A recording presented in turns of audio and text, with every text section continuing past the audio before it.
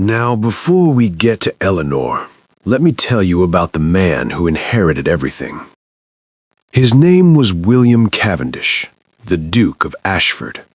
34 years old, one of the wealthiest men in England, and on the morning of October the 9th, he arrived at Whitmore Hall with exactly one thing on his mind: how quickly he could leave.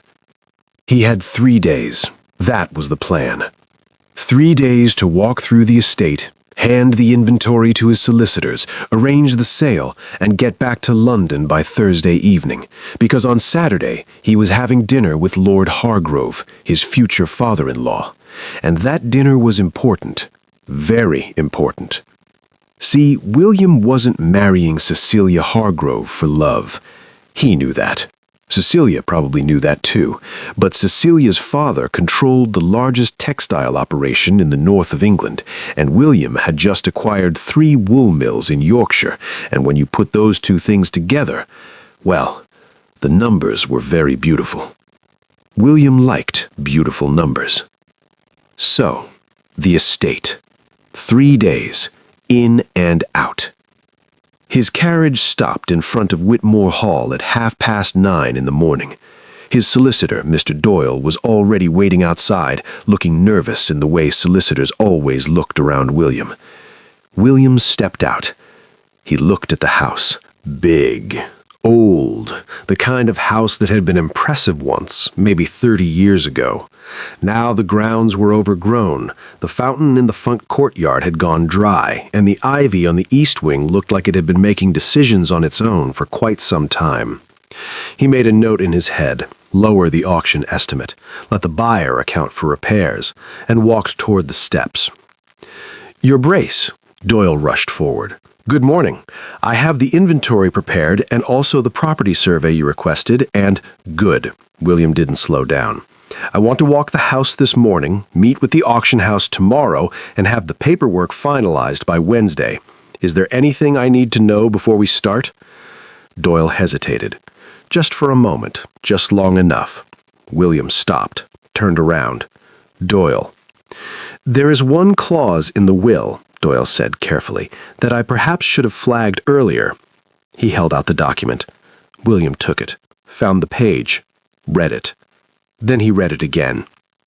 "My daughter, Eleanor Ann Whitmore, to be placed entirely at the discretion of the Duke of Ashford, in full settlement of debts herein listed." He looked up at Doyle. "He put her after the horses?" Doyle cleared his throat. "Technically, yes." William handed the papers back. He stood there for a moment in front of this old, quiet house with the dry fountain and the overgrown garden and the portraits of dead men visible through the front window. Then he said, "Where is she now?" "That," Doyle said, "is the other thing I needed to mention." He paused. "She's still here, Your Grace. Now, you might be wondering, why was she still there? The answer is simple, really. Where else was she supposed to go? Eleanor Whitmore was 23 years old. Her mother had died when she was 11. Her father, the late Lord Whitmore, had been a man who was very good at 2 things: spending money and pretending he wasn't spending money. By the time he died, the debts had swallowed everything: the estate, the investments, the accounts, all of it gone. And Eleanor knew this. She had known it for a while, actually. You can always tell when a house is slowly emptying. The staff gets smaller. Certain rooms get closed off. Your father stops mentioning the future. So she had stayed. She had packed one small trunk, placed it near the door of her bedroom, and waited. She just hadn't expected, well, the last clause. William found out the full details that afternoon. He sat in the estate's study, a dark room, heavy furniture, the kind of room that smelled like old paper and decisions. And Doyle walked him through the will, line by line. Lord Whitmore had owed William's family a significant sum, old debt, going back years, tied to a land investment that had gone badly. When Whitmore died, there was nothing left to settle it with. Nothing except the estate itself. And his daughter. To be placed at the Duke's discretion, William repeated, slowly. Yes. What does that mean exactly, legally? Doyle folded his hands on the table. It means Lord Whitmore gave you the authority to determine her situation, her living arrangements, her future, in a sense. William looked at him. He gave me his daughter like a piece of furniture. Doyle said nothing, which was, really, its own kind of answer. William leaned back in his chair.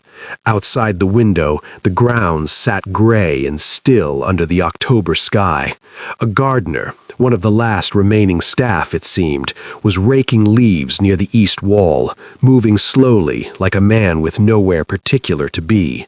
This was not a complication William had planned for. He thought about Cecilia, about Saturday's dinner, about the Yorkshire mills and the numbers that were so close to being beautiful. He didn't need this.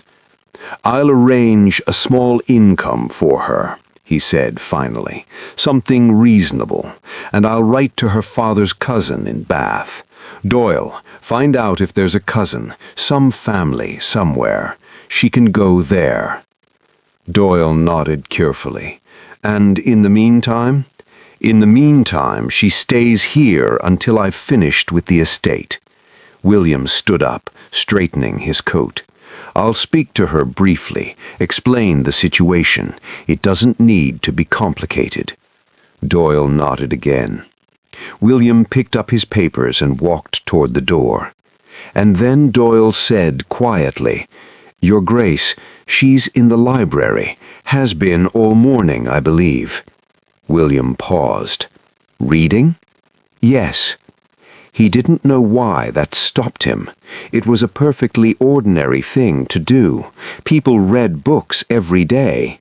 But for some reason, the image of her sitting in that library, in a house that was no longer hers, on a morning when a stranger had arrived to take everything, just reading.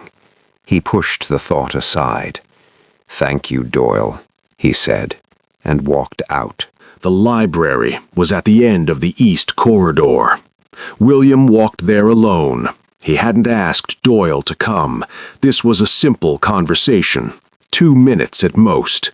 He would introduce himself, explain the arrangements, and that would be that. He pushed open the door. The room was large, floor-to-ceiling bookshelves on 3 walls, a fireplace on the 4th, 2 tall windows letting in what gray light the October sky had to offer. It smelled like old books and wood smoke. Someone had lit the fire that morning, small, modest, just enough to keep the chill out. And there, in the armchair nearest the window, was Eleanor Whitmore. She was reading, or she had been reading. The book was still open in her lap, but she had looked up the moment the door opened. She was watching him with calm, steady eyes. She didn't look like a woman who had just lost everything. That was the first thing William noticed. No red eyes, no wringing of hands. She was sitting straight in that armchair, in a simple gray dress, her dark hair pinned back without fuss, and she was looking at him the way you look at someone you have been expecting for a while. She closed the book, set it on the side table. Then she stood. "Your Grace," she said. Her voice was quiet, composed. The kind of composed that isn't natural, the kind you learn over years because you have had to. "Miss Whitmore," William nodded. "I'm sorry for your loss." "Thank you," she said, and that was it. No performance, no tears, just thank you. William clasped his hands behind his back. He had given difficult news before, many times, to tenants, to business partners, to people who owed him money. He knew how to do this cleanly, without cruelty, without unnecessary sentiment. "I've been reviewing your father's will with Mr. Doyle this afternoon," he said. "I want to be straightforward with you. I think that's kinder than being vague." "I would prefer that," she said. "Yes. The estate will be sold. I expect to have everything finalized within the week." He paused. "As for your own situation, I'm arranging an income for you, something that will allow you to live comfortably while more permanent arrangements are made. I'm also making inquiries about your father's family, whether there are relatives who might." "There aren't," Eleanor said, simply, without bitterness. "My father had a cousin in Bath. He died 2 years ago. There's no one else." William looked at her. She looked back. "I see," he said. A small silence settled in the room. The fire made a quiet sound. Outside, a bird passed the window. William had planned to wrap this up in 2 minutes. He checked himself, he was now standing in this library, and the 2 minutes had somehow become something else. "You knew," he said, "about the will." "Not the specific details," Eleanor said, "but I knew the estate was gone. I've known for about a year. And yet you stayed." "I had nowhere to go." She said it without self-pity, just a fact, the way you'd say it rained yesterday. "And I thought perhaps whoever came would at least tell me directly what was going to happen." She glanced briefly around the room, at the bookshelves, the fireplace, the windows. "This was my mother's favorite room," she said. I just wanted a little more time in it before." She stopped herself, looked back at him. "I won't make this difficult for you, Your Grace. I understand the situation perfectly." William said nothing for a moment.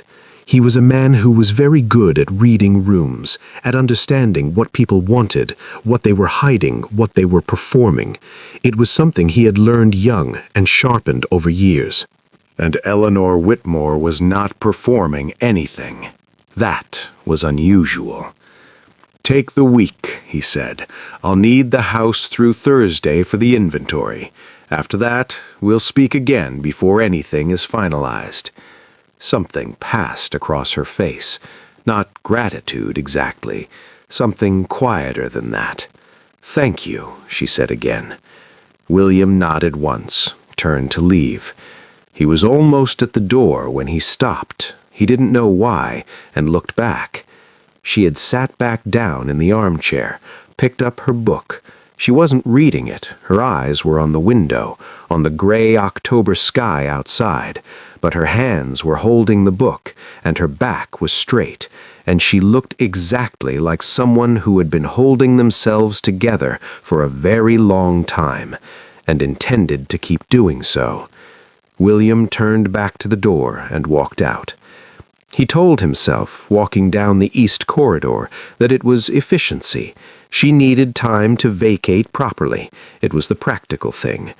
He almost believed it. William had dinner alone that night.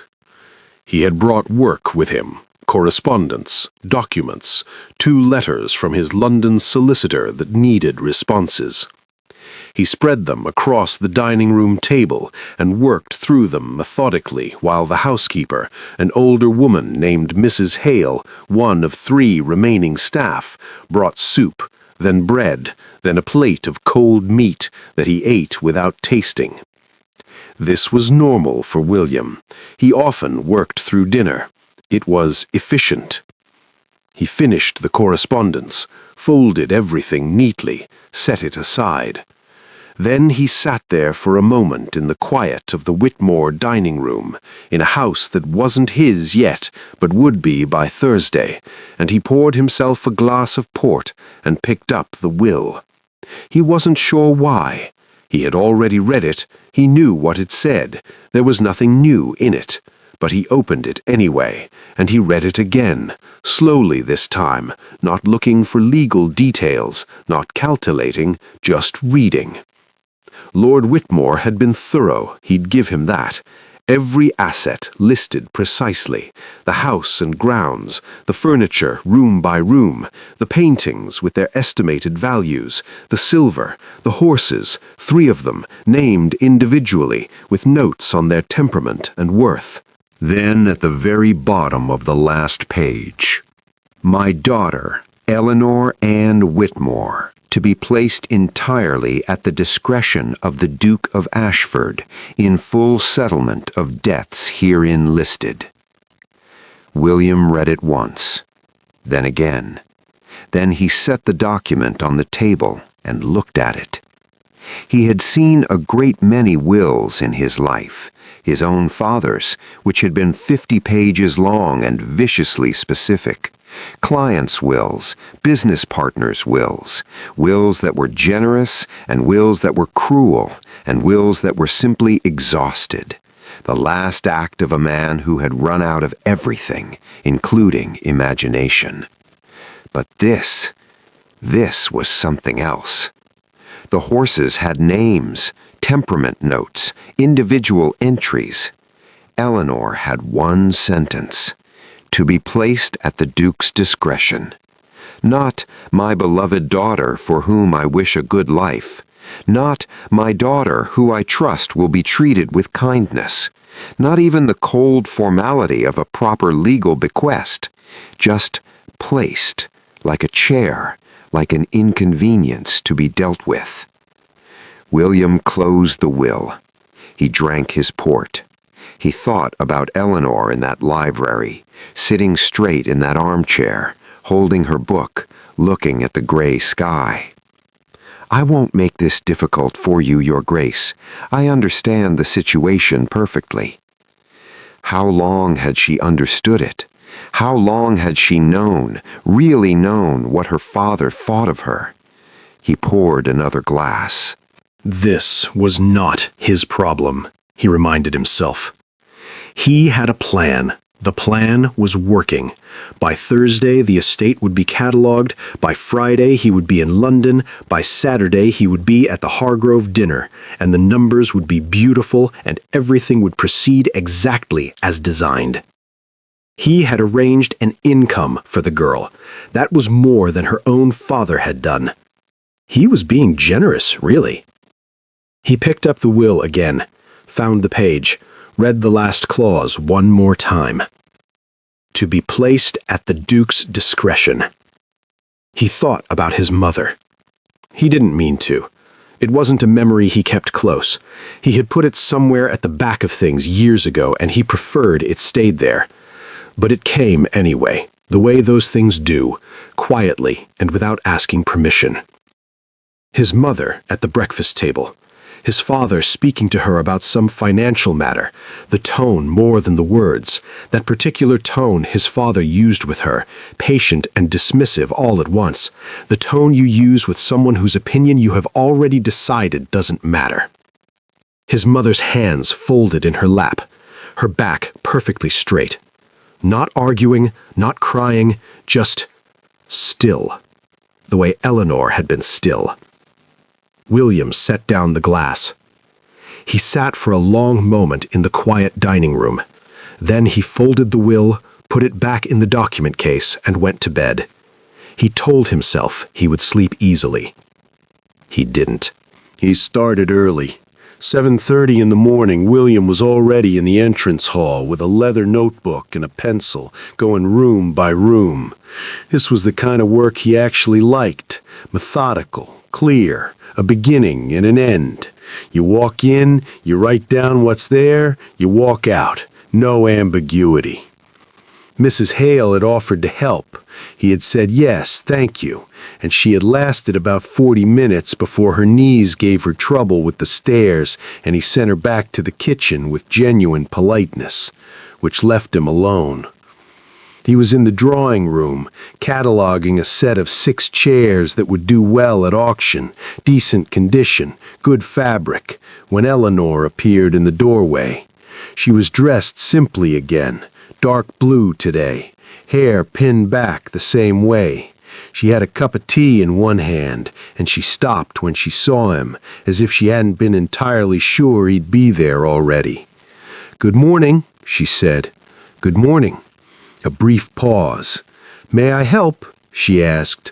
"I know the house, every piece in it, where it came from, what it's worth, what condition it's really in." She said it plainly, no particular feeling attached. "It might save you time." William looked at her for a moment. She wasn't offering out of sentiment. She wasn't trying to slow the process down or make it painful or use it as an opportunity to change his mind. She was just offering something useful. "All right," he said, "start with this room." And so they worked. Eleanor was, William discovered within the first hour, extraordinarily useful. She moved through the house the way someone moves through a place they know in the dark, certain, unhurried, precise. She could tell him the age of a piece of furniture by the joinery. She knew which paintings had been in the family for generations and which her father had bought recently to impress guests. She knew the silver was good, but the china was not, despite looking expensive. She was also, and this was the part William hadn't expected, completely honest. "That clock," she said, nodding toward the mantelpiece in the morning room, "my father always said it was French, 18th century. And it's English, 40 years old at most. He bought it from a man in Cheapside and told everyone it was an heirloom." She paused. "You'll want to have it properly assessed before the auction house puts a value on it. Don't let them take his word for it." William wrote it down. His word, not my father's word. He noticed that. She said his throughout the morning, not father, not papa, just his, the way you'd refer to a landlord, a stranger. They worked through the morning room, the dining room, the small parlor on the ground floor. They went upstairs, the guest bedrooms, the linen rooms, the study. Eleanor walked ahead of him in each room, opening wardrobes and cupboards without being asked, telling him what was inside, what it was worth, what condition it was actually in versus what condition it appeared to be in. At one point, she opened a cupboard in the upstairs corridor and stood back. "Silver candlesticks," she said. 12 of them. My mother's. They were listed as lost in the inventory my father gave his solicitor 3 years ago." She looked at them for a second. They weren't lost. William looked at the candlesticks, then at her. Her expression hadn't changed. She wasn't asking him for anything. She wasn't making a case. He wrote them down. They stopped at noon. Mrs. Hale had left sandwiches in the dining room, and they sat, not quite together, not quite apart, at one end of the long table and ate them. Outside the windows, the October sky had gone from gray to a flat, pale white. It was going to rain by evening. William had worked alongside a great many people, business partners, solicitors, estate managers. He was used to a certain kind of professional silence, the silence of people who are performing competence at each other. This was different. Eleanor ate her sandwich and looked out the window and didn't feel the need to fill the quiet with anything. And somehow that made the quiet easy. He couldn't think of another word for it, just easy. "The library," he said after a while. "We haven't done the library yet." Eleanor looked at her sandwich for a moment. "No," she said, "we haven't. We can leave it until tomorrow if you'd prefer." She looked up at him then, a quick, searching look, trying to work out whether he meant it kindly or whether he was simply being efficient. "Tomorrow is fine," she said. "Thank you." William nodded, looked back at his notes. Outside, the first drops of rain began to hit the window. He had planned to write to Hargrove's secretary that afternoon, confirm Saturday's dinner, confirm his return to London by Friday. He didn't write the letter. He told himself he'd do it in the morning. It rained all evening. William sat in the study after dinner, Lord Whitmore's study, dark wood and heavy curtains, the kind of room that felt like it had absorbed decades of bad decisions, and he tried to work. He had letters to write, numbers to review, A note to Hargrove's secretary that he had been putting off since morning for no good reason. He wrote 2 sentences of the Hargrove letter, stopped, read them back, put the pen down. He sat there listening to the rain hit the windows, and he thought about Eleanor saying his word all morning. Not bitterly, not pointedly, just accurately. The way you describe something that stopped hurting a long time ago because you ran out of ways to feel it. He pulled the will toward him. He had told himself he wasn't going to read it again. He had read it twice already. He knew what it said. He read it again. This time he read the whole thing, from the beginning, slowly. And the thing was, it was a careful document. Lord Whitmore had been specific, thorough. The man had clearly sat down with his solicitor and gone through every single asset and thought about each one. The house, yes. The grounds, yes. The furniture listed by room, every painting, the library, books to be sold as a collection, estimated value appended. The silver, see attached inventory, items verified by assay. The horses, and here William slowed down because he wanted to read this part carefully. Samson, bay stallion, 7 years, sound in wind and limb, excellent temperament, suitable for a gentleman rider. Estimated value? He read all 3 horses, full entries, temperament, condition, suitability, value. Then he turned the page. My daughter, Eleanor Ann Whitmore, to be placed entirely at the discretion of the Duke of Ashford, in full settlement of debts herein listed. 1 sentence. No, he counted the words. 17 words. The horses had gotten more. William sat back in the chair. He thought about the candlesticks in the corridor cupboard, listed as lost. Not lost, just put away somewhere she couldn't have them. Her mother's candlesticks, and she had stood there and told him about them without any drama, without asking for anything, because she understood that they weren't hers to ask for. He thought about the back of her neck when she was writing something down in the morning room, bent over the small desk, the rain starting outside, the way she held herself, always straight, always composed. His mother used to sit like that. And there it was again, that memory he kept at the back of things, coming forward without permission the way it had last night. His mother at the dining table, his father talking about the estate accounts, about some decision he'd already made, telling her the way you tell someone the weather, not asking, not discussing, simply informing. Because her opinion was not part of the calculation, had never been part of the calculation. His mother's hands in her lap, that careful stillness. William had been, 9, 10? He had sat across the table and watched and not understood it fully, not then. Children don't have the words for those things when they're young. They just feel them. A wrongness, a silence that is too heavy, a room where one person takes up all the air and another person makes themselves smaller and smaller to accommodate it. He had understood it later, much later. And then he had grown up and become his father. Not in the same way. He had never been cruel, never been cold, never spoken to anyone the way his father spoke to his mother. He had told himself that meant he was different. But he thought about Charlotte Hargrove, about their engagement which had been arranged over a dinner between himself and her father, a dinner Charlotte had not attended. He had met her 4 times. She was pleasant, pretty, agreeable. Had anyone asked her what she wanted? Had he asked her? He picked up his pen, put it down again. The rain was heavier now. It hit the study window in waves, running down the glass in long, crooked lines. He thought about Eleanor, saying, "I won't make this difficult for you, Your Grace." First words she had spoken to him, not "please help me," not "this is unfair," just "I won't be a problem. I understand. I'll make myself easy to deal with."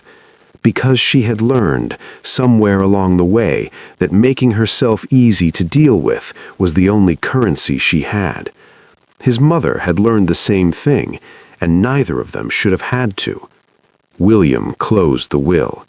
He sat in the dark study for a long time, with the rain on the windows and the fire going low, and he didn't write the letter to Hargrove's secretary. He didn't write it that night.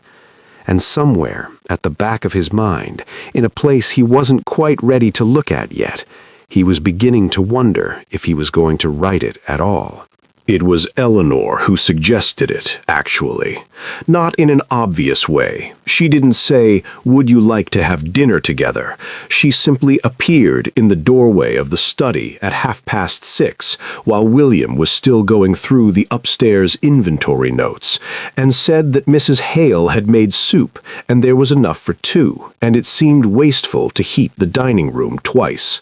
Practical, efficient, the kind of suggestion William himself would have made. He said yes. They sat at one end of the long dining table again, the same end as lunch, the rest of the table stretching away into the dim room like an afterthought.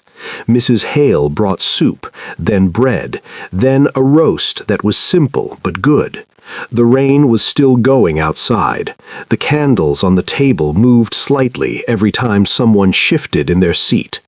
For the first few minutes they talked about the inventory, what was left to do tomorrow, the library. They had agreed on the library tomorrow morning, and William had a man coming from the auction house in the afternoon who would want to see the paintings. Practical things, safe things. And then there was a pause, and Eleanor said, without looking up from her soup, "Do you read much, Your Grace?" William looked at her. It was such a ordinary question, not "What are your intentions for the estate?" not "Have you given any more thought to my situation?" just "Do you read?"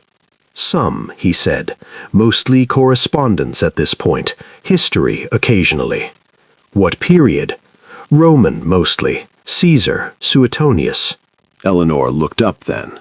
Something shifted slightly in her expression. Not surprise exactly, but interest. Real interest, not polite interest. "Not the emperors people usually choose," she said. "No? Most people start with Augustus, the success story." She picked up her bread. "Suetonius is more honest, less flattering." William looked at her. "You've read Suetonius." "I've read most of what's in that library," she said simply. "I had a great deal of time." He thought about that.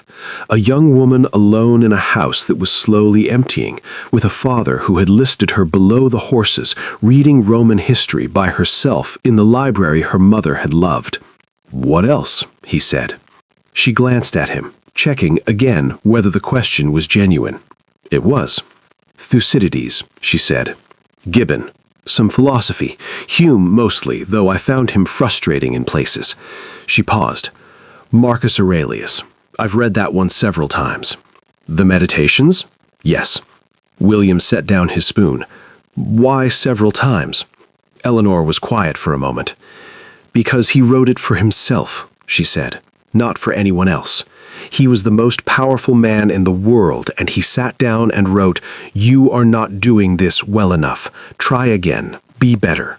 No audience, just honesty." She looked at the candle. "I found that useful." The dining room was very quiet. William thought about his father, about rooms full of people who agreed with everything he said, about Charlotte's father and the dinner where his engagement had been decided without Charlotte present, about himself sitting at his own long breakfast table every morning with the butler saying "Good morning, sir," and William saying "Good morning," and the newspaper arriving and the coffee arriving, and every morning exactly the same. He thought about Eleanor meeting Marcus Aurelius alone in a library, finding it useful. "I think," he said slowly, "I have spent a great deal of my life performing competence for rooms full of people who had already decided to be impressed by me." He wasn't sure why he said it. He hadn't planned to say it. It simply came out, the way things come out when a room is quiet enough and the person across from you isn't performing anything either. Eleanor nooked at him. "Yes," she said, quietly, no surprise, no pity, just, "Yes, I believe that's true." And somehow that was the most startling response she could have given him. Not, "Oh, surely not," or "You're too modest," or any of the things people usually said. Just, "Yes." He picked up his wine. "That was rather direct," he said. "You said you preferred directness." "I did. I was taking you at your word." He looked at her across the table. The candlelight, the rain on the windows, the long, empty dining room that had probably hosted 100 dinners full of people saying careful things to each other. "Fair enough," he said, and they kept talking. He wasn't sure, afterward, what all of it had been about. It moved the way good conversations move, from one thing to another without a clear map. Books, to history, to the estate, to a question Eleanor asked about Yorkshire that surprised him with its precision. He told her about the mills. She asked about the workers, not the numbers. How many families? What are the conditions? And he found himself answering honestly, including the parts that were not entirely flattering to him. She listened, really listened, not waiting for her turn to speak, not nodding automatically, actually listening. At some point, Mrs. Hale came to clear the plates and looked mildly startled to find them still at the table. William checked his watch.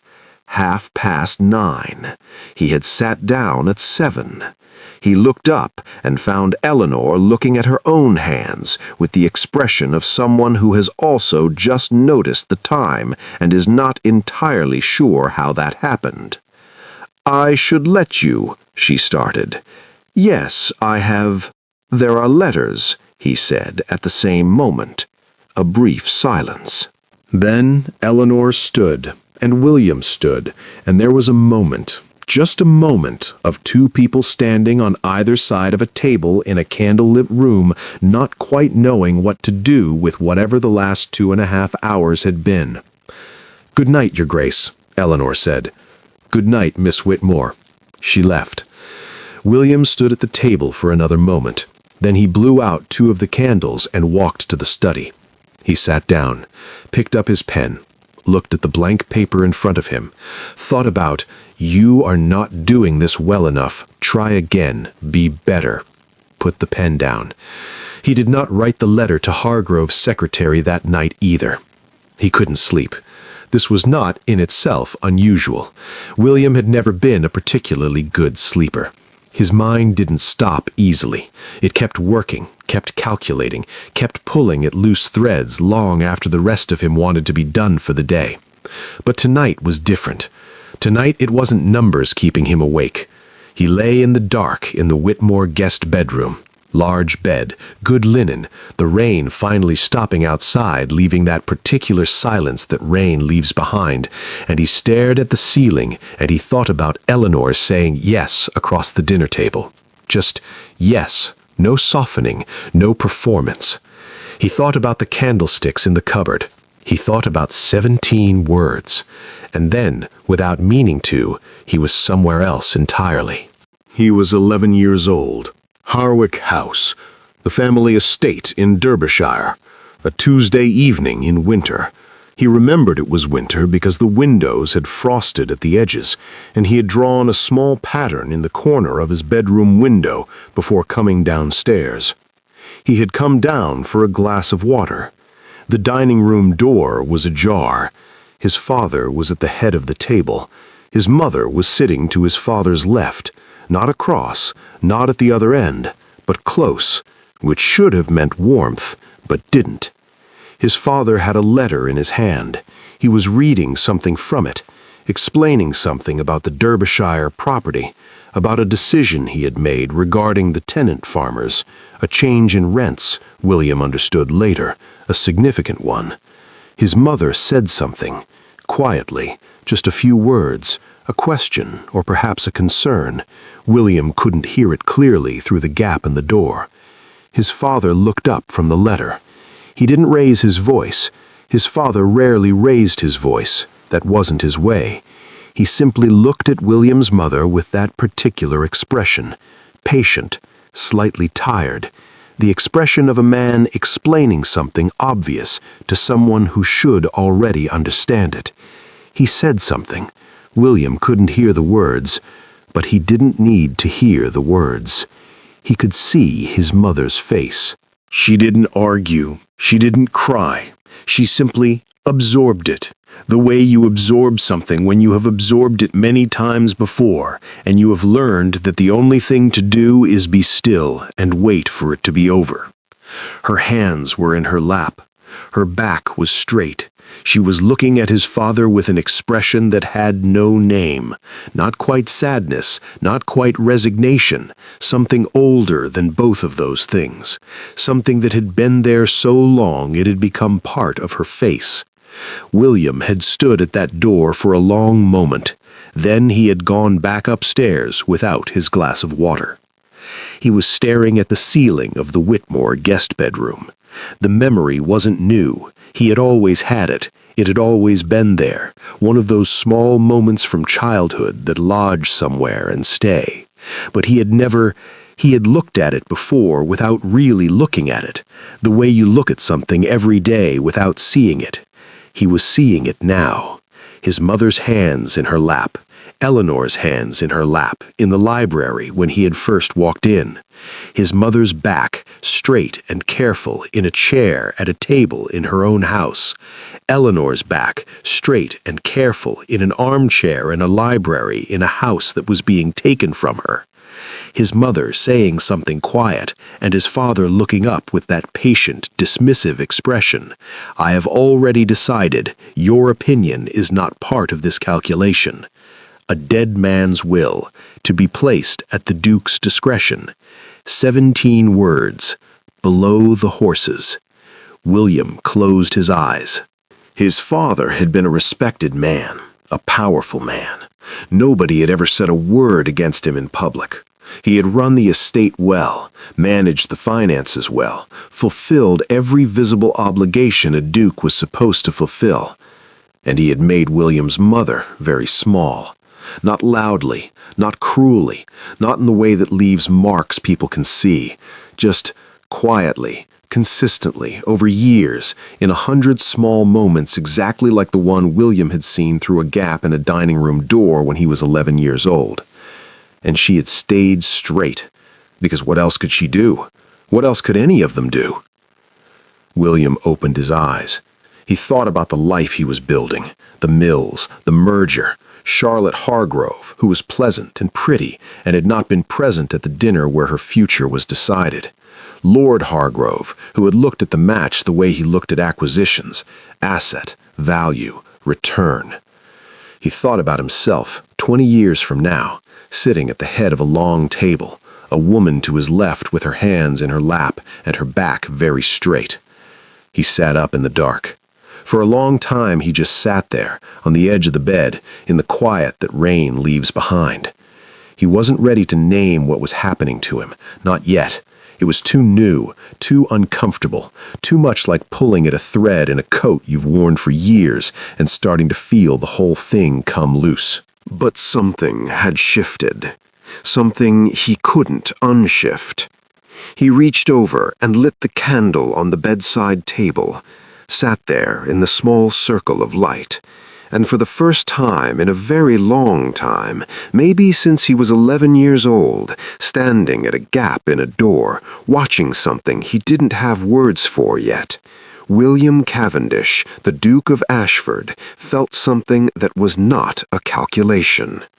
He didn't sleep until nearly 4 in the morning. He wrote it in the morning, early, before Eleanor was up, before Mrs. Hale had started in the kitchen, before the house had made any of its small waking sounds. William sat at the study desk in the gray pre-dawn light with a cup of cold coffee he had poured and forgotten about, and he wrote to Hargrove's secretary. It took him 4 attempts. The first version said too much. He read it back and crossed the whole thing out.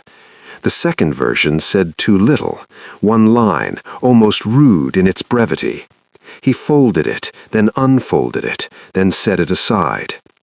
The third version was fine, polished, professional. It said that due to unforeseen complications with the Whitmore estate documentation, he would require an additional few days before returning to London, and he hoped to confirm a revised date for Saturday's dinner by Wednesday at the latest. He read it 3 times. Then he wrote a 4th version that was almost identical to the third, but used the word minor instead of unforeseen. Minor complications. He looked at that word, minor. He thought about the candlesticks in the cupboard, the 17 words, his mother's hands in her lap at 11 o'clock on a Tuesday night in winter. Minor. He sealed the 4th version before he could write a 5th. Doyle arrived at 9. He came with 2 men from the auction house, a Mr. Fitch and a younger colleague whose name William didn't catch, and they spent the morning going through the downstairs rooms with the inventory list. William walked with them. Eleanor had disappeared somewhere upstairs. He had passed her on the landing, and she had said good morning, and he had said good morning, and neither of them had mentioned the dinner. Mr. Fitch was the kind of man who was very enthusiastic about other people's misfortune when it came in the form of sellable objects. He moved through the drawing room with barely concealed excitement, picking things up, turning them over, murmuring to his colleague. "Lovely piece," he kept saying. "Lovely piece. Yes, this will do very well." William watched him turn over one of Eleanor's mother's vases, the blue ones from the mantelpiece in the morning room, the ones Eleanor had told him yesterday had come from her grandmother's house in Somerset, and say, "Lovely piece," and set it back down with no more thought than if it were a cup at a market stall. William said nothing. He wrote down the auction house's estimates in his notebook. The numbers were good. Everything was proceeding exactly as planned. In the afternoon, Doyle pulled him aside in the corridor. "Your Grace, regarding Miss Whitmore's arrangements," he had his careful solicitor expression on, "I've made some inquiries, as you asked. There is, as she said, no family to speak of. The Bath cousin is indeed deceased. There's a great-aunt in Edinburgh, but she's elderly, and the connection is distant." He paused. "In terms of the income you mentioned, I've drafted something modest, enough for a room somewhere respectable and basic living expenses. Perhaps a position as a companion or governess might also be—" "Hold off on that," William said. Doyle blinked. "Sir? The income arrangement. Hold off on drafting it for now." "For how long?" William looked at him. "A few days," he said. "I want to think about the numbers more carefully." Doyle wrote something in his notes. "Of course, Your Grace." William walked away down the corridor. He told himself it was about the numbers, the income amount. He wanted to be fair, more than fair, generous. He owed the girl that much given the circumstances. It needed more thought. That was all. That was completely all. He passed the library door. It was closed, but there was light under it, that thin line of warm light that meant the fire was lit and someone was inside. He kept walking. At the end of the corridor, he stopped, stood there for a moment, then he turned around, walked back, and knocked. "Come in," Eleanor said. He opened the door. She was at the desk this time, not the armchair. Writing something. A letter, it looked like. She looked up. "I'm sorry to interrupt," William said. "I wanted to let you know the auction house men have finished for today. You won't be disturbed again until tomorrow." Eleanor looked at him for a moment. "Thank you," she said. "The library is last," he said. "I thought we could leave it until Thursday, the final day." Something passed across her face. That same thing from before. Not quite gratitude, something quieter. "That's very considerate," she said. He nodded once, looked briefly around the room, the bookshelves, the fire, the gray afternoon light in the windows, the armchair where he had first found her. "Good afternoon, Miss Whitmore," he said. "Good afternoon, Your Grace." He pulled the door closed behind him. He stood in the corridor for a moment. He had told Doyle the income arrangement needed more thought. He had given Eleanor an extra day in the library. He had written to Hargrove's secretary about minor complications. He looked down at his notebook, the auction house estimates, the good numbers, the numbers that were almost beautiful. He closed the notebook, and for the first time, just for a moment, just at the edge of a thought he wasn't ready to finish yet, he wondered whether the numbers were going to stay beautiful much longer. It was Wednesday morning. William was coming down the main staircase with his notebook when he saw her. She didn't see him. That was the thing. She had no idea he was there. He had come down earlier than usual, earlier than she would have expected, and he had stopped on the landing because something in the way she was standing made him stop. She was in the corridor just off the entrance hall, the small corridor that led to what had been, according to the inventory, the morning room, the family sitting room, the room Eleanor had told him was used every day when her mother was alive. Not for guests, not for occasions, just for ordinary life. Breakfast on slow mornings, books in the afternoon, the room where the blue vases had been. Eleanor was standing at the doorframe, not inside the room, just at the threshold, her hand raised, her fingertips resting lightly on the wooden frame, not gripping it, just touching it, the way you touch something you are trying to memorize. She was looking into the room. William stood on the landing and didn't move. He couldn't see her face from where he was, only her profile and her hand, and the particular stillness of someone who thinks they are completely alone and has allowed themselves for just this moment to stop holding everything together. She stood there for a long time. Then she lowered her hand. She straightened. That familiar motion. Shoulders back, chin level, the composure settling back into place like a coat she had learned to wear in all weathers. And she walked away down the corridor toward the kitchen. William stood on the landing. He didn't move for a full minute after she had gone. He went through the motions of the morning. Doyle came at 10 with paperwork. William signed what needed signing, and asked about what needed asking, and said the right things in the right order. Mr. Fitch sent a note with revised estimates on 3 of the paintings, higher than expected, which was good news, which William read and set aside. He had a letter from Charlotte, pleasant, brief, looking forward to seeing him Friday. He read it at the study desk and thought about what Eleanor had said about Marcus Aurelius. He wrote it for himself, no audience, just honesty.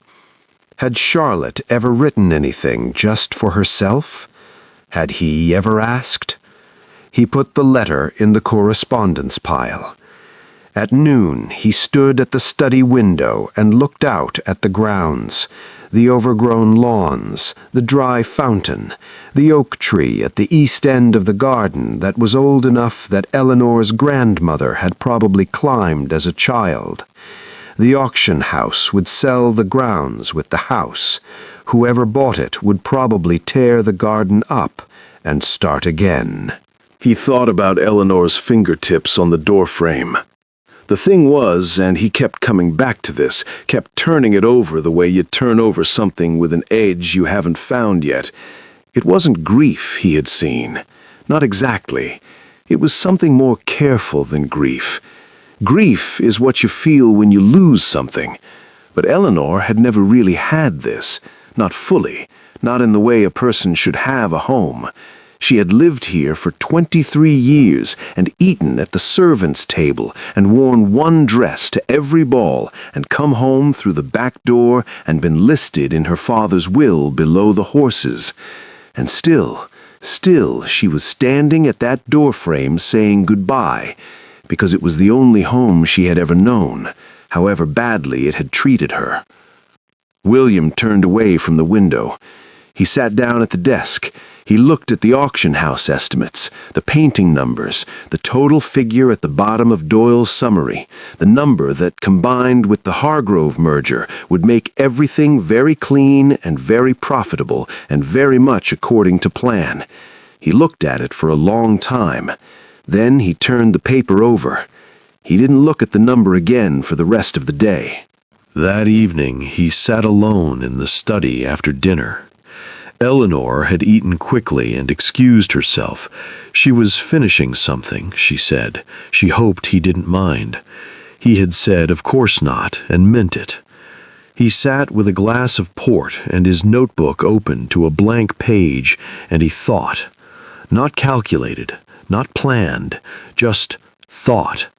He thought about his mother, about Charlotte, about a dining room table with both sides empty and a butler who said "Good morning, sir," every morning and meant nothing by it and received nothing back. He thought about Eleanor in the armchair the first morning, holding her book, watching the gray sky. He thought about her hand on the doorframe. This was not, he understood now, about the numbers anymore. It had stopped being about the numbers somewhere. He couldn't say exactly when. Maybe the first evening, reading the will with the rain on the windows. Maybe the morning room, when she had said his word without bitterness. Maybe the dinner, when she had said yes across the table and not softened it. Maybe the moment she had stood up in the library when he walked in, composed and quiet, and said, "Your Grace," as if she had been waiting and had decided, somewhere in that waiting, not to break.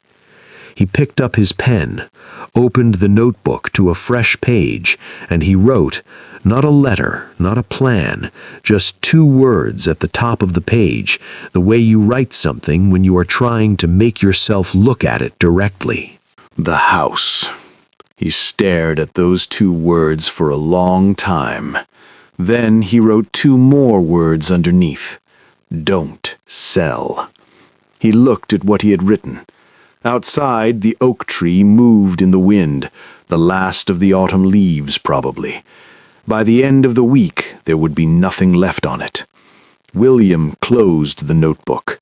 He sat in the dark study for a long time, and for the first time since he had arrived at Whitmore Hall, he felt something that was not dread, not calculation, not the low background hum of a life running efficiently toward nothing in particular.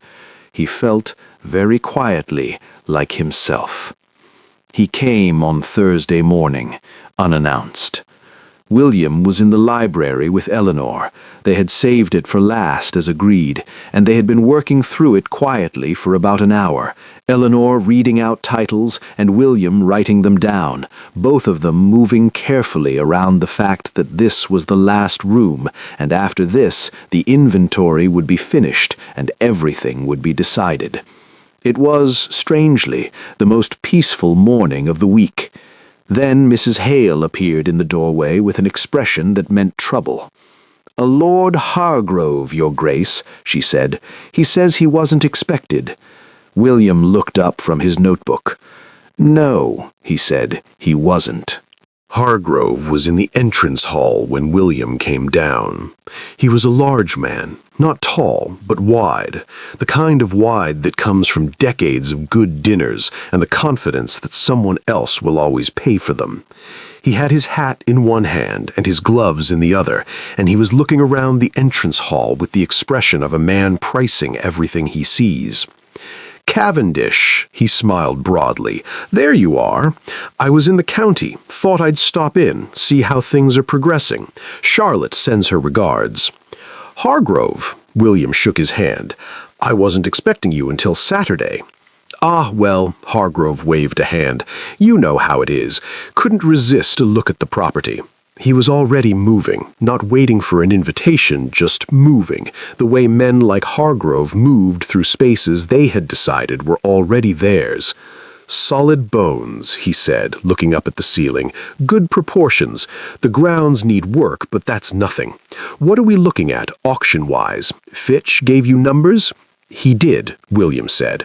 "Good man, Fitch. Reliable." Hargrove moved into the drawing room, looked around, nodded approvingly. "This all clears by end of week?" That was the plan. Good, good. Hargrove picked up one of the figurines from the mantelpiece, turned it over, set it back. "The sooner we close this out, the sooner we can move on the Yorkshire thing. I've had 2 other parties sniffing around that deal, Cavendish. I won't pretend otherwise.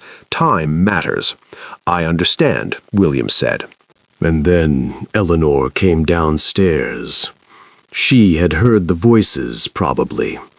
She appeared at the top of the staircase and came down quietly, intending, William could see it, to slip past to the kitchen without interrupting. She had her notebook from the library under one arm, and her eyes were down, and she was doing what she always did, making herself easy, making herself small, taking up as little space as possible. She almost made it. "Ah," said Hargrove. Eleanor stopped. Hargrove was looking at her with the particular look of a man who has just noticed something unexpected in an inventory. "And who is this?" he said, not to Eleanor, to William, as if Eleanor were a piece of furniture that had appeared without explanation. "Miss Whitmore," William said, "Lord Whitmore's daughter." "Ah." Hargrove looked at her again, a brief, comprehensive look, top to bottom, the way you assess something for value. "Right, the will business." He turned back to William. "That sorted?" Eleanor was standing very still on the bottom step. William looked at her face. She wasn't looking at Hargrove. She wasn't looking at William. She was looking at a point on the wall just past both of them. That particular place people look when they have decided that the only way through something is to not be present for it. Her hands were at her sides. Her back was straight. William had seen that posture every day this week. He had seen it in his mother's dining room when he was 11 years old. "I'll have someone show you the East Wing," William said to Hargrove. "Mrs. Hale—" "No need, no need." Hargrove was already moving again, back toward the drawing room. "I'll have a look around myself, if you don't mind. Get a proper feel for the place." He glanced back at Eleanor as he went, not unkindly, just indifferently, the way you glance at a coat stand. "Good day, Miss—" He had already forgotten her name. He walked into the drawing room. His voice drifted back. "Lovely proportions, yes, this fireplace is excellent," as if he were alone in the house, as if there were no one else in it worth speaking to. William stood in the entrance hall. Eleanor stood on the bottom step. For a moment, neither of them said anything. Then Eleanor said, very quietly, "I'll finish the library list upstairs." Her voice was perfectly level. "Eleanor," William said. She looked at him, and there it was, just for a second, just because she was tired, just because it had been a long week, and this had been one thing too many. The composure slipped. Not dramatically, not into tears, just a fracture, hairline thin across the surface of all that careful stillness. She was exhausted. Not from the week, from years of this, from a lifetime of being looked through by men who saw the room she was standing in more clearly than they saw her. She recovered it almost immediately. The composure came back. She straightened. But William had seen it, and something in him, that thread that had been coming loose all week, that coat he had worn for years and felt unraveling, went very quiet and very certain all at once. He thought about his father's voice through a gap in a dining room door. He thought about his mother's hands. He thought about 17 words and horses with names, and a woman who had spent a lifetime leaving through the back door. He thought about himself, the man he had been building carefully, efficiently for 34 years, The man who had arrived at this house 3 days ago with a notebook and a timeline and numbers that were almost beautiful. He looked at Eleanor. Then he looked toward the drawing room where Hargrove's voice was still going. Yes, yes, this will do very well, filling the space that Hargrove filled all spaces, without asking, without noticing, without once considering who else might be in the room. William set his notebook down on the hall table. "Go finish the library," he said to Eleanor, quietly. "I'll handle this." Eleanor looked at him. That careful, searching look, checking as she always checked whether it was real. Then she nodded once and went upstairs. William straightened his coat and walked into the drawing room. He got rid of Hargrove by noon. It wasn't difficult. Hargrove was a man who responded to certainty. You simply had to be more certain than he was, which William had always been capable of when he needed to be. He walked him through the East Wing, answered his questions about the auction timeline, confirmed the Yorkshire numbers, and had him back in his carriage before the church clock struck 12. Hargrove left, satisfied. William stood on the front steps and watched the carriage go down the drive and felt, very clearly, like a man who has just been shown exactly what he doesn't want to become. He found Eleanor in the library.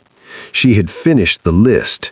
It was sitting on the desk, neat, thorough, every book cataloged with its condition and approximate value, written in her clear, precise hand. She was standing at the window when he came in, looking out at the grounds, the oak tree, the overgrown lawns. She turned when she heard the door. "He's gone," William said. "I heard the carriage," she said. He came into the room properly, closed the door behind him. He didn't go to the desk or the fireplace. He just stood in the middle of the room, and for a moment he wasn't entirely sure how to start. He had never been a man who found starting difficult. He spoke in boardrooms, in Parliament, in negotiations where everything was at stake and everyone was watching. Words had always come when he needed them. They were coming slowly now. "My father," he said, "was a very respected man." Eleanor looked at him. She didn't say anything. She just waited. The way she waited for things, giving them room. He ran the estate well, managed the finances, fulfilled every obligation. Nobody ever said a word against him in public. William looked at the bookshelves. "He also spoke to my mother the way you speak to someone whose opinion you have already decided doesn't matter. For 30 years, every day. Nothing dramatic, nothing anyone could point to, just quietly, consistently making her smaller." The library was very still. "She never argued," he said. "Never cried, not where anyone could see. She just held herself together, very straight, very composed." He paused. "I used to think that was strength when I was young. I thought she was strong because she didn't break." He looked at Eleanor. "I understand now that it wasn't strength, it was survival. There's a difference." Eleanor's hands were still at her sides. She was watching him with that expression he had come to know this week, open, careful, real. "I came here on Monday with a plan. The estate, the auction, the merger with Hargrove, the engagement to Charlotte, all of it fitted together very neatly. I was good at neat plans." He paused. "I have spent my entire adult life building neat plans, and I told myself that was the same as building something worth having." He stopped, looked at the window, the oak tree moving slowly outside. "I read the will Monday night," he said. "The clause about you, and something, I don't know, something wouldn't leave me alone about it. I kept telling myself it was just a legal irregularity, a loose end, something to be handled efficiently." He shook his head slightly. But it wasn't that. Eleanor said quietly, "What was it?" "It was my mother," he said, standing in a doorway, hands in her lap, not arguing, just absorbing it, because that was all she could do. He looked at Eleanor directly. "And you, standing in this library when I walked in, saying, 'I won't make this difficult for you, Your Grace,' as if you had spent your whole life learning to make yourself easy to deal with." Something moved across Eleanor's face. "Because I had," she said, simply. "I know," he said. "I know that now." The fire made a small sound. Outside, a bird crossed the window, quick and dark against the white sky. "I watched you yesterday morning," William said, "in the corridor, the morning room doorframe." He paused. "You didn't know I was there." Eleanor was very still. "I saw you say goodbye to it," he said, "and I thought, she has spent her whole life in this house, and she never really had it. And she is standing there saying goodbye to it anyway, because it is the only thing she has ever had, even badly." He stopped. "And I thought about myself, about the life I've been building, about Charlotte, who was not present at the dinner where her future was decided, about Hargrove, who walked in here this morning and looked through you like you were part of the furniture." He paused. "About the man I was becoming, the man I was already halfway to being." He looked at her. "I am not going to sell this house," he said. Eleanor's breath shifted, just slightly. "I'm ending the engagement," he said, "and the merger, Hargrove can find another partner for Yorkshire. I'll manage the mills independently. It'll take longer, but it's possible." He kept his eyes on hers. "And I'm having the deed to this estate transferred to your name. It should have been yours from the beginning. It was your mother's house before it was your father's debt." Eleanor stared at him. For a long moment, she said nothing. When she spoke, her voice was very quiet. "Why?" she said. Not, "Are you certain?" or "You can't possibly," or any of the careful deflections she might have used. Just, "Why?" He had known this question was coming. He had thought, during the long morning while Hargrove's voice echoed through the drawing room, about what he would say when she asked it. He had thought about something measured, something reasonable, something that could be explained in practical terms. But she had asked him for honesty once, across a dinner table. He owed her that. "Because I looked at what I was building," he said, "and I saw my father's house, and I refuse to be that man." He paused. "And because you stood in this library on Monday morning, in a house that was being taken from you, and you were kind, you were honest, you didn't perform anything." He looked at her. "I have been in rooms full of people my entire life, and almost none of them have been real.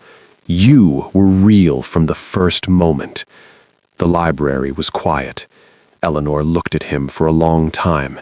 He could see it, everything she was turning over, the careful habit of not trusting, the years of learning that kindness from powerful men came with conditions attached, the deep, practiced instinct to wait for the part where it turned into something else.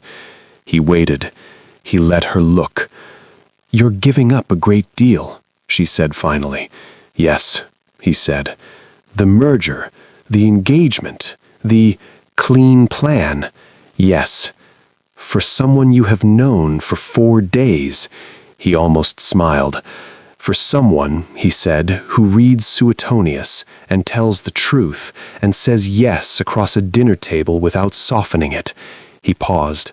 "For the right thing, which I should have been building toward all along and wasn't."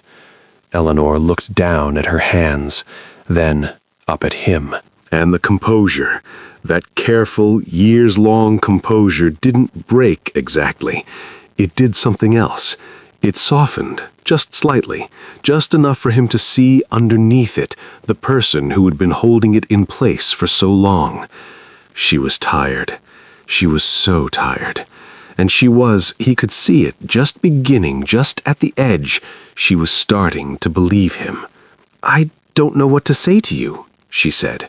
"You don't have to say anything," he said. "Not right now." She nodded once, looked at the window, the oak tree, the overgrown grounds, the dry fountain in the front courtyard that had been dry for 2 seasons and could, with some attention, run again. "The deed," she said quietly. "You're serious?" "I'll have Doyle begin the paperwork this afternoon." She was quiet for a moment. "And you," she said carefully, "what will you do after?" It was a real question, not polite, real. He thought about the big London house, the long breakfast table, the butler saying, "Good morning, sir," into the same silence every morning. "I don't know yet," he said honestly. "I think that's probably the right place to start." Eleanor looked at him, and for the first time since Monday morning, for the first time since he had walked into this library and found her sitting straight in that armchair, holding herself together with both hands, she smiled. Small, quiet, the kind of smile that has been waiting a long time to happen. "Yes," she said, just that. "Yes." Doyle arrived at 2 o'clock. William had sent for him that morning, before Hargrove, before the library, before any of it, with a note that said only, "Come at 2, bring everything." Doyle had arrived with his leather case and his careful expression, and William had sat him down in the study and told him what he needed. Doyle had written it all down without comment. This was one of the things William had always valued about Doyle. The man had the professional discretion to understand that his job was to execute decisions, not interrogate them. He wrote and nodded and asked the necessary clarifying questions in a neutral tone, and did not once say, "Are you certain?" or "Have you considered?" or any of the things that would have made William like him considerably less. When William finished, Doyle looked at his notes. "The deed transfer will take a few days to process formally," he said. "I can have the preliminary document drawn up by tomorrow morning. Miss Whitmore would sign, you would countersign, and the formal registration follows within the week." "Tomorrow morning is fine," William said. "The engagement," Doyle paused. "I assume you'll handle that correspondence personally." "I will." "And the Hargrove partnership, the Yorkshire arrangement." "I'll write to him this evening." Doyle nodded slowly, made another note. Then he looked up. "Is there anything else, Your Grace?" William thought about it. "No," he said. "I think that covers it." Doyle closed his case, stood, and then, just for a moment, just briefly, something crossed his face that was not entirely professional, something that might, in a different man, have been called relief. "Very good, Your Grace," he said, and left. William wrote the letters that afternoon. The one to Charlotte first. He wrote it carefully. She deserved that. He was honest without being cruel.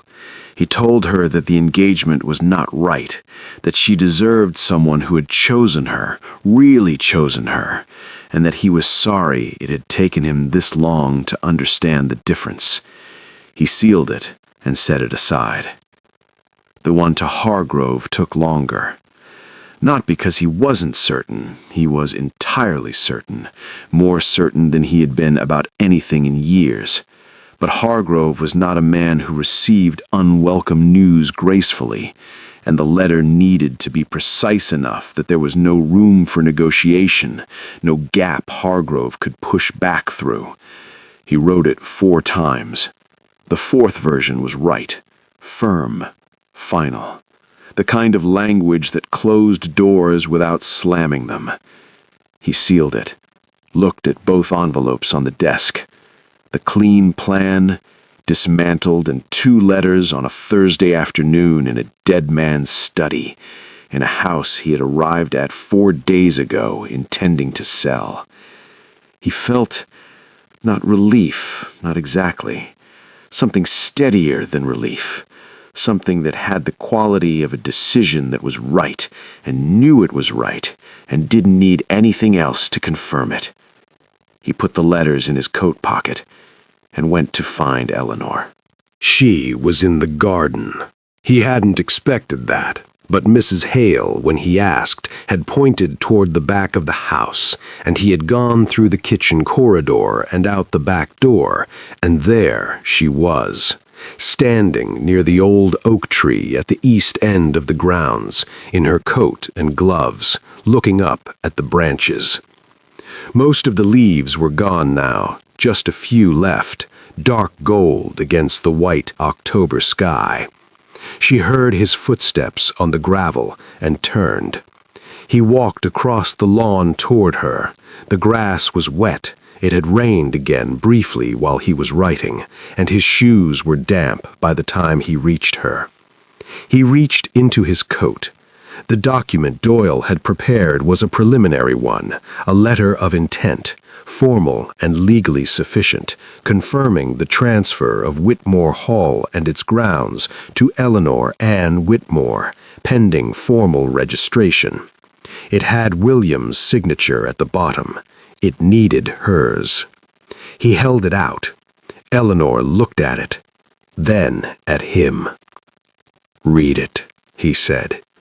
She took it, read it slowly, all of it, every line, the way a person reads something they are not entirely sure is real yet. He watched her eyes move across the page, watched her reach the bottom, stop. She read it again. When she looked up, her eyes were bright, not crying. She wasn't going to cry. He had understood that about her by now, but close. That particular brightness that means everything is being held very carefully in place. "This was always yours," William said quietly.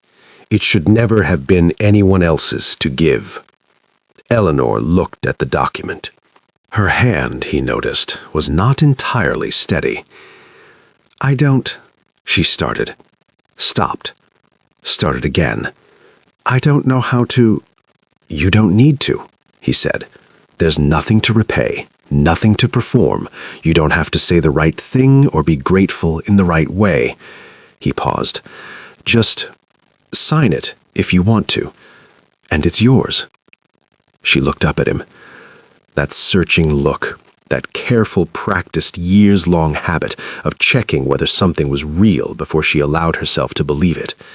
She checked. She found what she always found when she looked at him. Something real.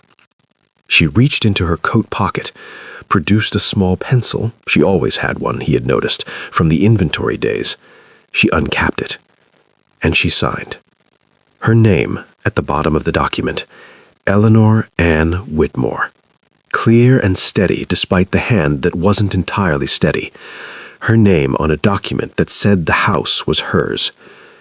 She handed it back. William folded it carefully and put it in his coat. They stood there for a moment under the oak tree, in the wet garden, in the thin October light. Somewhere across the grounds a bird was making a sound in the hedgerow. The dry fountain was visible from here, stone basin, bare and still. "It needs work," Eleanor said, looking at the grounds. "It does," William agreed. "The fountain, the east lawn, the kitchen garden is completely gone." She said it practically, already thinking, already planning, already the person she was going to be now that she had somewhere to be it. "The oak is sound, though," William said, looking up at the branches. "Yes," Eleanor said, "it always has been." A small silence, not uncomfortable, the kind of silence that has something good in it. And then Eleanor said, quietly, without looking at him, "What you said earlier about not knowing what comes next." She paused. "Does that frighten you?" William thought about it honestly. "No," he said. "I think it might be the first thing in a long time that doesn't." Eleanor was quiet for a moment. Then she said, and this time she was looking at him, "You could stay for a few days more while Doyle processes everything." A pause, There are still things to sort out, practically speaking. Practically speaking, he almost smiled. There are, he agreed. And Mrs. Hale makes very good soup. She does. Eleanor looked back at the grounds, the oak tree, the stone fountain, the house behind them, solid and old and hers now, with all its history and all its rooms and all its years of being slowly emptied. "All right, then," she said. "All right," he said. And they stood there a while longer, side by side under the bare oak tree, in the quiet of a Thursday afternoon in October, while the last few leaves came down around them. Neither of them said anything else. They didn't need to. The fountain worked again by spring. It had taken most of the winter. New pipes, new stonework, a man from the village who knew about these things and came 3 times a week for 2 months. Eleanor had overseen all of it herself, in her coat and muddy boots, with a notebook and a pencil and opinions about every decision. William had watched from the study window on the morning it finally ran. She was standing in the front courtyard when the water came up, just standing there, watching it, her hands in her pockets. And then she had smiled. Not at anyone, just at the water, at the fountain, at the simple fact of something working that had been broken for a long time. He had gone back to his papers, but he had been smiling too. That had been 4 years ago. A great many things had happened in 4 years. Doyle had finalized the deed. William had sorted out Yorkshire independently. It had taken longer, as he'd predicted, and the numbers had been less beautiful for a while, but they had steadied. Hargrove had been furious, briefly, and then had found another partner and moved on, as men like Hargrove always did. Charlotte had married a baronet from Wiltshire the following summer. William had heard she was happy. He hoped it was true. He believed it probably was. His mother had come to visit Whitmore Hall in the 2nd year.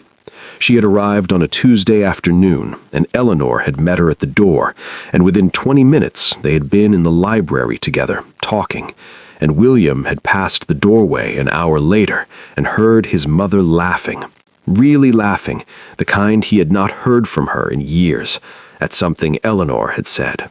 He had stood in the corridor for a moment, just listening. Then he had gone to make himself useful somewhere else and left him to it. His mother had stayed for 2 weeks. She came back every few months now. She had her own room, the blue room on the 2nd floor, the one with the window seat, and she brought books, and she and Eleanor argued cheerfully about philosophy and history, and whether Gibbon was brilliant or exhausting, a question on which they held opposite positions with great enthusiasm. William had no opinion on Gibbon. He had, however, started reading Marcus Aurelius. He found it useful. The house had changed. Not dramatically.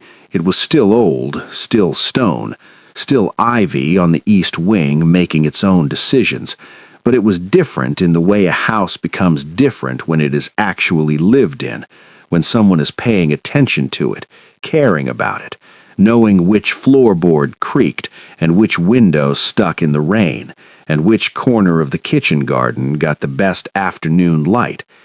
Eleanor knew all of it. She had replanted the kitchen garden in the first spring. She had rehung 3 of the paintings that had been stored in the attic, her mother's choices originally, taken down by her father at some point for reasons nobody remembered. She had opened the rooms that had been closed off, one by one, and let the light back into them. The morning room had the blue vases again. William had found them, the ones from the auction house lot, before the sale had been canceled, and had them sent back without mentioning it. He had come downstairs one morning to find Eleanor standing in the morning room doorway, looking at the mantelpiece, with an expression he didn't have a word for. She had turned and looked at him. "You didn't have to do that," she said. "I know," he said. She had looked at him for a long moment. Then she had walked past him into the corridor and said very casually over her shoulder, "Breakfast is ready."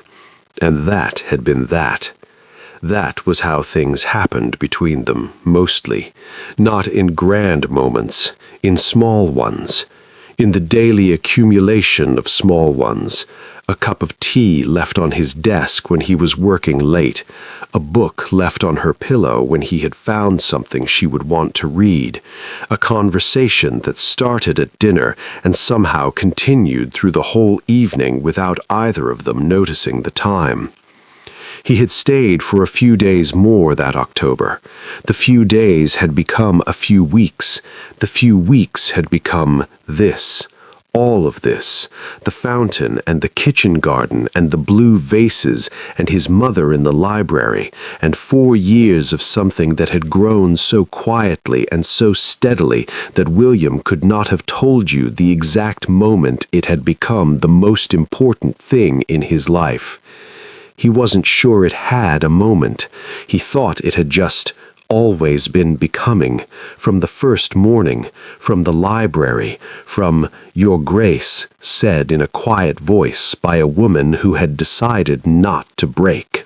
It was an evening in late October now, 4 years almost to the week. William was in the study, the same study, his study now, or theirs, the line had blurred, going through correspondence. The fire was going. Outside the window, the oak tree was doing what it did every autumn, losing its leaves in that gradual, unbothered way, as if it had done this enough times to know it was fine. The door opened. Eleanor came in. She had a book under one arm and a cup of tea in each hand, and she set one on his desk without asking, and took her usual chair by the fire, the leather one, the one that had been there since before either of them, the one that had held probably 100 years of people sitting by this fire, and she opened her book. William looked at the cup of tea, then at her. She was reading, or beginning to read. Her eyes were on the page, but she was also, he knew, aware of him looking at her, the way you are aware of things you have become comfortable with. She turned a page. "Gibbon?" he asked.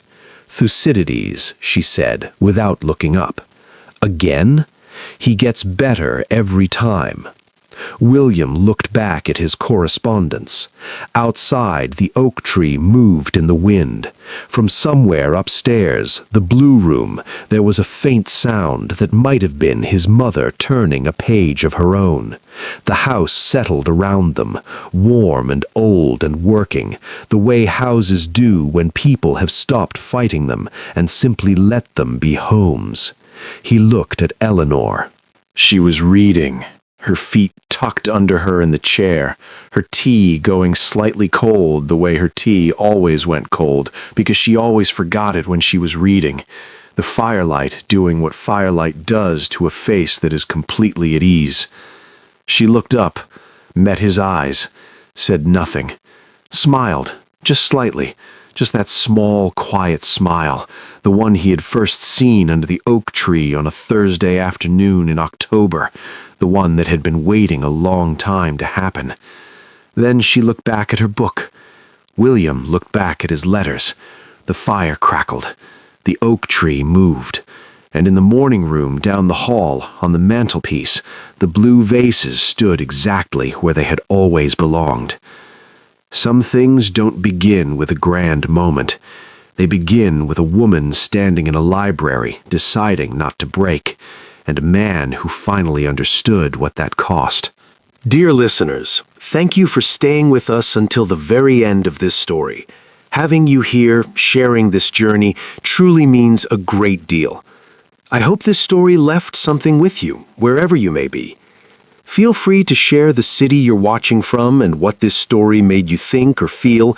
We always enjoy hearing from you. And be sure to subscribe so you don't miss the next story we bring to life.